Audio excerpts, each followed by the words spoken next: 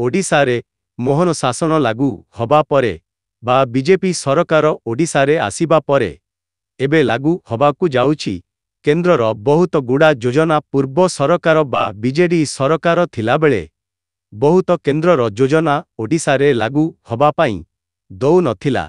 एबे किंतु ओडिशारे वर्तमान बीजेपी सरकार गठनरे तेउ आगकू केंद्रर बहुत योजना ओडिशारे लागू हबाकू जाउछि। राज्यरे लागू हेबो केंद्र सरकारंकर योजना राज्यरे बीजेपी सरकार आसीबा परे एबे केंद्र सरकारंक योजनागुड़िक आरामरे लागू हेबा संभावना उज्जवल हैछि।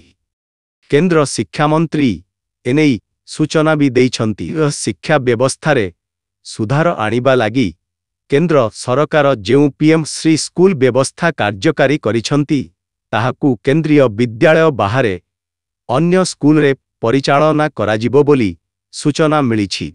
एहा सह उच्च शिक्षा लागि पीएम उषा योजना मध्य कार्यकारी हेब।